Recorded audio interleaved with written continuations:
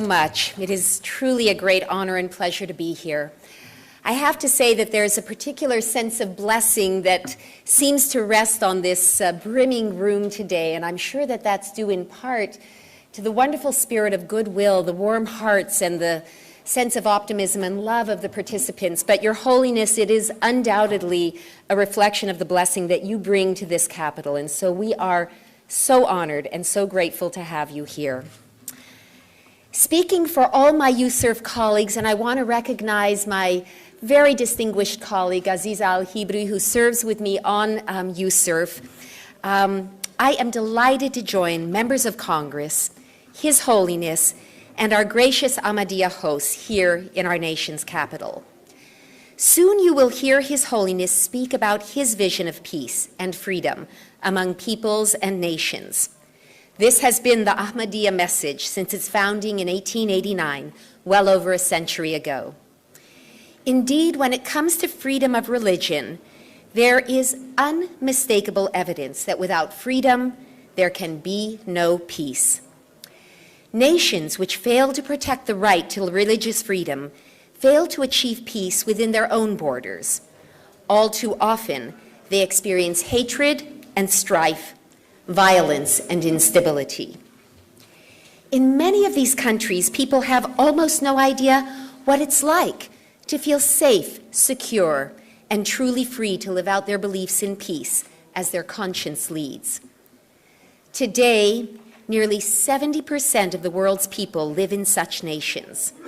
This includes millions of members of the Ahmadiyya community. Since 1974, Pakistan's constitution has labeled all Ahmadiyya non-Muslims. For more than a quarter century, Pakistan's government has barred the community from calling its own worship centers mosques, from publicly uttering the traditional Islamic greeting, or quoting from the Quran, and from displaying Islam's basic affirmation. Throughout Pakistan, Ahmadiyya are prohibited from sharing their faith with others or publishing or disseminating their own material. They are restricted from building houses of worship and holding public gatherings. And since they must register as non-Muslims to vote, Ahmadiyya, who insist they are Muslims, as they surely are effectively disenfranchised. Coupled with Pakistan's blasphemy laws, which affect every faith community, these laws have helped foster a climate of violence against Ahmadiyya members. The terrible attack on Lahore mosques in May of 2010 was but one example. But sadly, Pakistan isn't the only country which violates the freedom of religion for Ahmadiyya. In Indonesia, since June of 2008, the government has seriously limited Ahmadiyya activity to private worship and prohibited members from telling others about their faith. Since that time, at least 50 Ahmadiyya mosques have been vandalized and 36 mosques and meeting places shut down. In parts of East and West Java and elsewhere, extremists pressure local officials to close places of worship or ban Ahmadiyya activity altogether. In Saudi Arabia, Ahmadiyya members have been deported for their beliefs. In Egypt, they have been charged under its blasphemy laws. In 2010, I'm proud to say that USERF's intervention helped a number of members leave Egypt for safety abroad. Now, let's be clear. The message of the Ahmadiyya community is a positive call for world harmony and liberty. It points beyond today's sufferings to tomorrow's hopes and dreams. Nonetheless, if we are to stand for these principles, we who believe in peace and freedom dare not be silent. We must take a stand for those who face persecution, wherever and whenever it occurs. So, what can we do? First, we must realize that the same societies that violate the religious freedom of the Ahmadiyya also abuse the rights of others.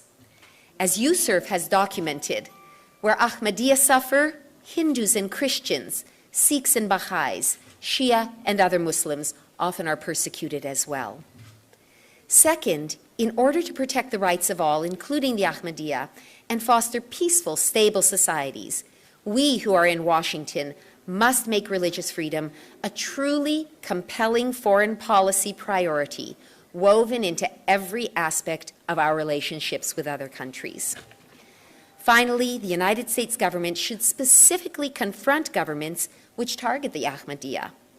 It should urge Pakistan to amend its constitution and rescind all anti-Ahmadiyya laws.